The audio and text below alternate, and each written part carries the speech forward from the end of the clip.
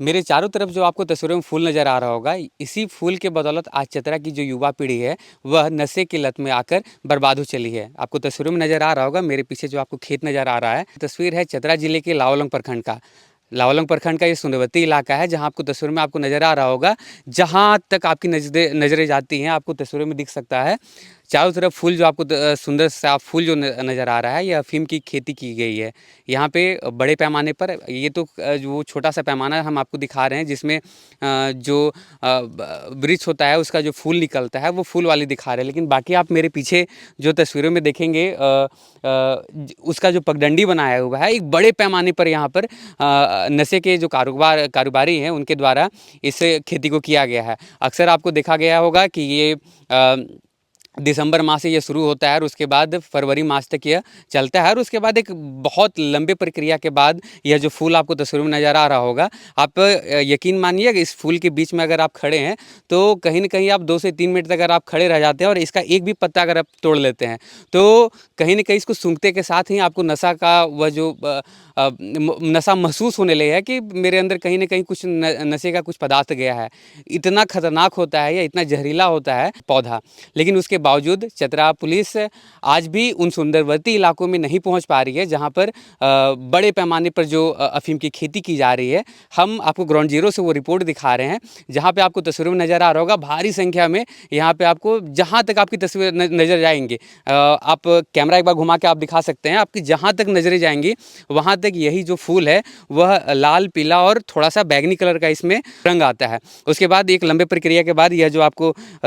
मिट्टी जो दिख रहा है, इसी मिट्टी से वह जो अफीम होता है, जिसे कत्था बोला जाता है, उसी कत्था को इससे निकाला जाता है और एक लंबे प्रक्रिया के बाद फिर इसको तैयार किया जाता है। फिर यह पाउडर होता है और वही पाउडर आपके आसपास के ज़िले में, फिर उसके बाद वो अंतर्राष्ट्रीय बॉर्डर पार करता है और उसके बाद एक बहुत बड़ी रकम यही पौधा लोगों को देता है, जिसके कारण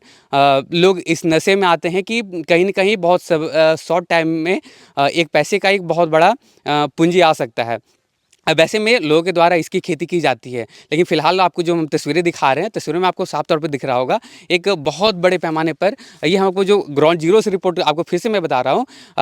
ग्राउंड ज़ीरो से मैं ये रिपोर्ट आपको दिखा रहा हूँ, जहाँ एक बड़े पैमाने पर इसकी खेती की गई है। अब यह देखना ज़रूर है कि चतरा पुलिस के पास एक आंकड़ा ज़रूर होता है कि हमने कई एकड़ अफ़ीम जो है वो बर्बाद की है, लेकिन उसके बावजूद जो तस्वीरें हम आपको दिखा रहे हैं, कहीं न कहीं ये भी वो एक बड़ा पैमाना है, एक बड़ा इलाका है, जहाँ पर आज भी नशे का जो सौदागर हैं, वह बड़े पैमाने पर यहाँ पे खेती करते हैं। आपको बता दें कि यह जो खेती होता है, यह खेती उस इलाके में किया जाता है जहाँ पे एक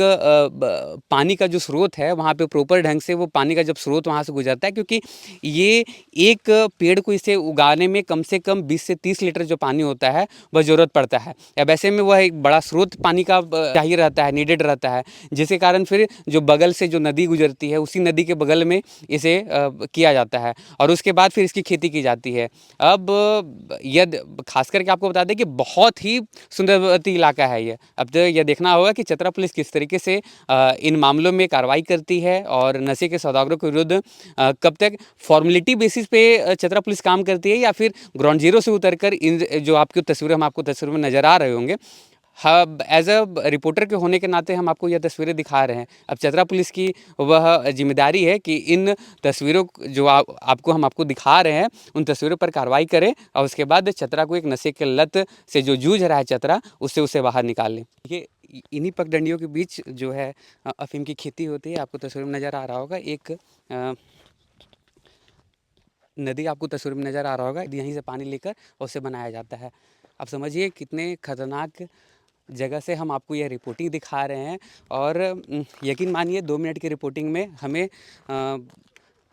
उस तरीके से हमें महसूस होने लगा, जिस तरीके से आपको बता सकते हैं कि एक नशा जो अपने ज़हन तक जाता है, वह नशा आपको